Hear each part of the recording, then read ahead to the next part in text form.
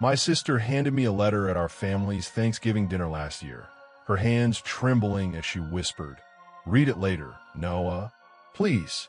It was written in our mother's handwriting, dated a month before she died. I slipped it into my pocket, but the way my brother-in-law, Greg, watched me across the table, like he knew what was inside, made my skin crawl. My name is Noah Bennett, 43 years old, a high school history teacher in Burlington, Vermont.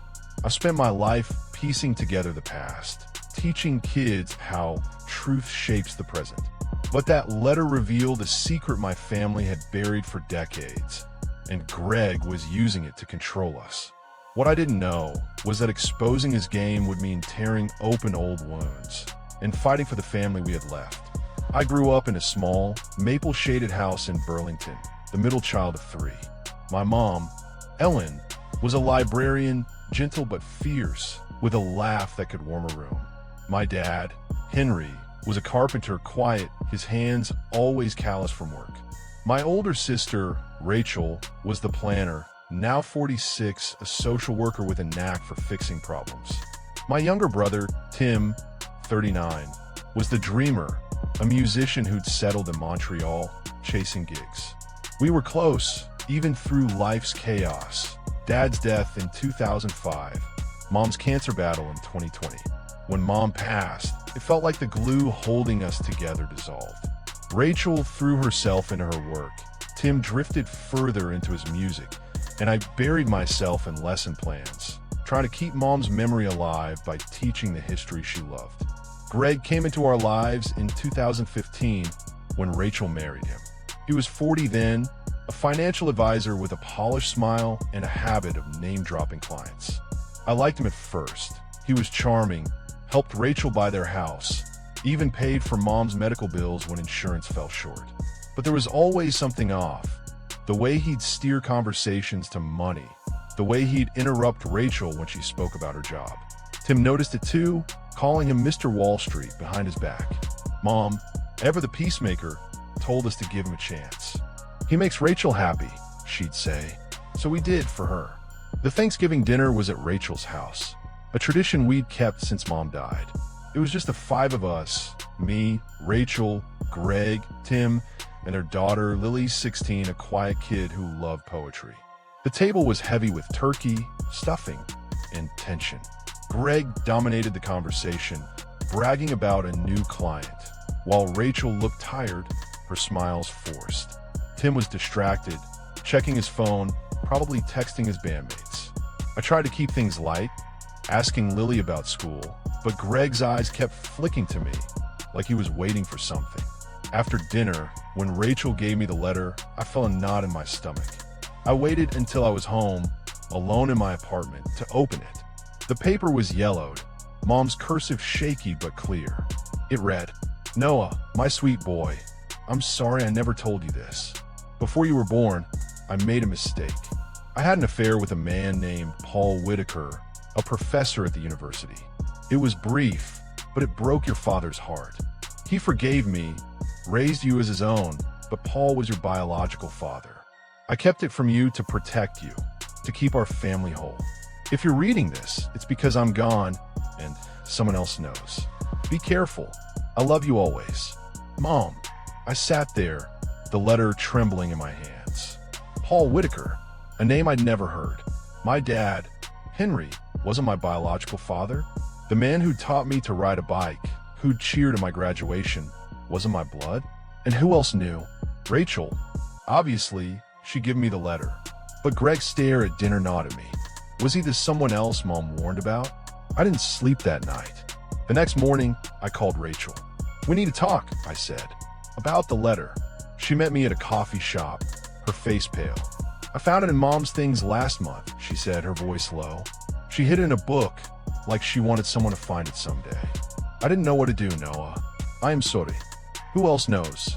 I asked. Her eyes dropped. "Greg. He saw me reading it. He's been different since. Keeps bringing it up, saying we should handle it before it gets out." "Handle it how?" I pressed. She shook her head. "I don't know. He's obsessed with how it looks, his reputation, his clients. He said a scandal could ruin him." I felt a chill. Greg wasn't just concerned. He was leveraging the secret. But for what? I hugged Rachel, told her we'd figure it out, but inside, I was reeling. My identity, my family, my past, it was all a lie, and Greg was turning it into a weapon. I started digging. First, I researched Paul Whitaker. He was a retired literature professor, 72 now, living in Boston. His university bio mentioned a brief stint in Burlington in the late 1970s, when Mom was a grad student. I found a photo, gray hair, kind eyes, a face that looked unervingly like mine. I didn't contact him, not yet. I needed to understand Greg's angle. I called Tim, who was in Montreal.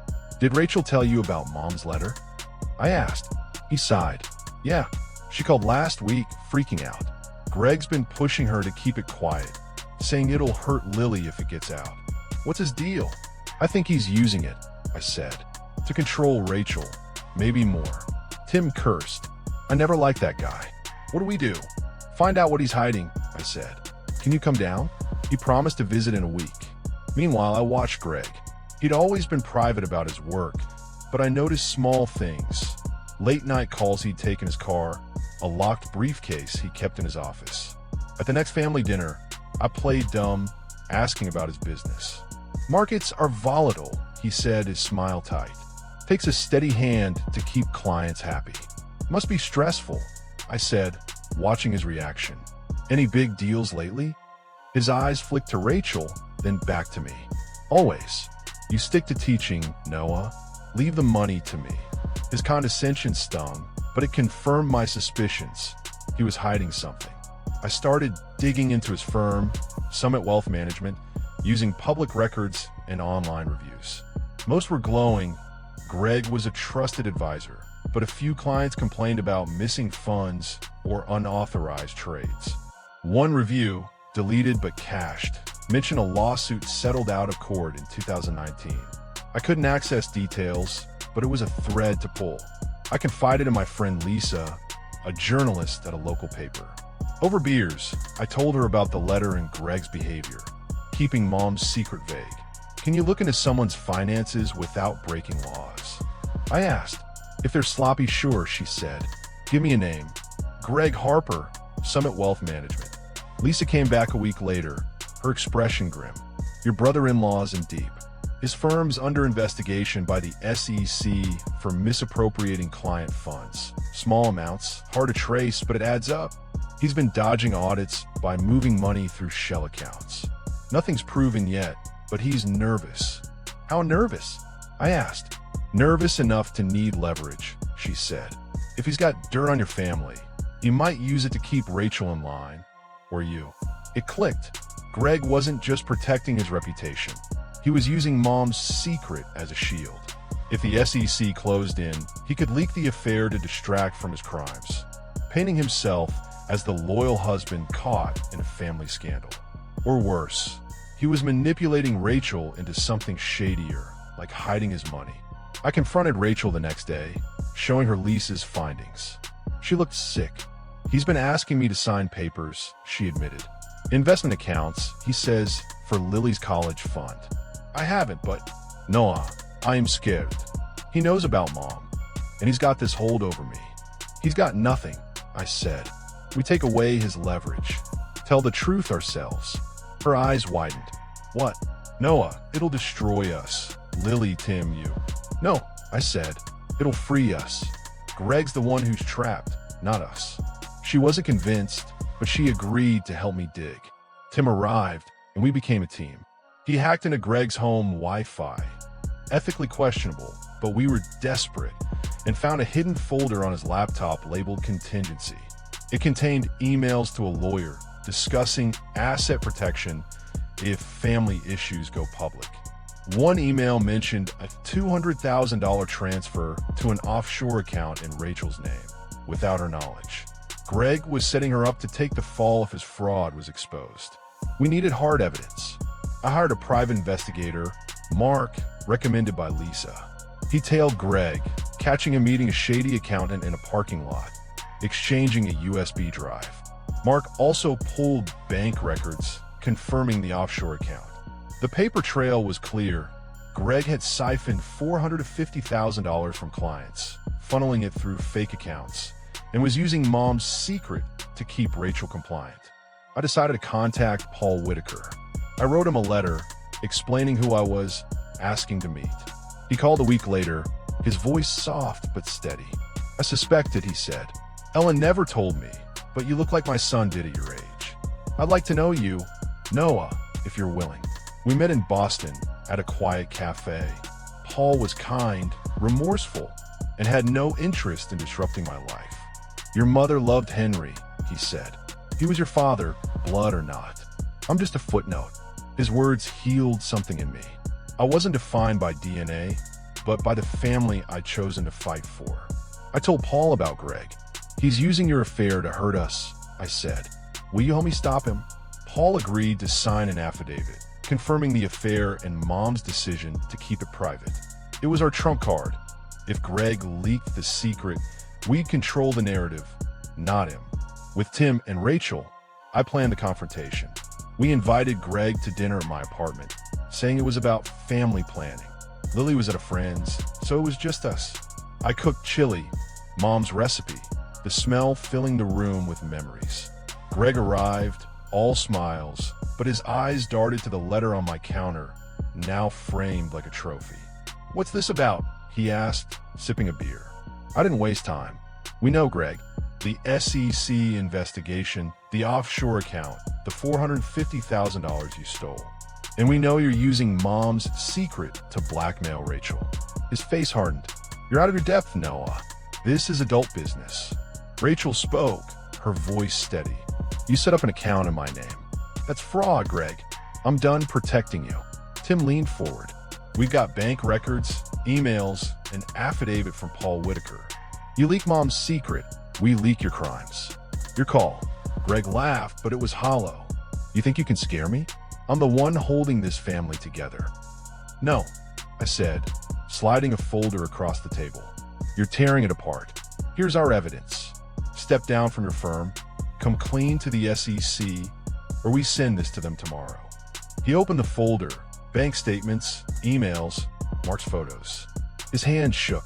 "You'd ruin your sister's life? Lily's. You're doing that," Rachel said, tears in her eyes. "I trusted you, and you used me." Greg stood, his face red. "You'll regret this." He stormed out, slamming the door. The next morning, Rachel found divorce papers on her kitchen table, signed by Greg. He'd moved out, leaving a note. "Tell Lily I'm sorry. It was a coward's exit, but I wasn't surprised." We sent our evidence to the SEC, anonymized through Mark's contacts, and tipped off Lisa for a story. Within a week, Summit Wealth Management was raided, Greg's assets frozen. Lisa's article, "Local Advisor Accused of Fraud," hit front pages, naming Greg but protecting our family secret. Rachel filed for divorce, citing financial misconduct. Lily struggled, blaming us at first, but Rachel was honest with her, sharing just enough about Greg's betrayal. Tim moved back to Burlington, helping Rachel rebuild. I kept teaching, adding a unit on family histories to my curriculum, inspired by Mom's courage in writing that letter. The SEC charged Greg with fraud and embezzlement. He took a plea deal, 3 years in prison, $500,000 in restitution. Paul sent me a book of poetry, a quiet gesture of connection, but I didn't need him to be my father. Henry was enough. Rachel sold their house, moving with Lily to a smaller place near mine. We started new traditions, Friday dinners, board games, stories about Mom and Dad. One night, Lily showed me a poem she'd written, titled Truth. It was about roots, not blood, holding a family together. I hugged her, tears in my eyes. Greg thought he could break us, but he'd only made us stronger. Justice wasn't just exposing his lies. It was rebuilding what he'd tried to destroy, piece by honest piece.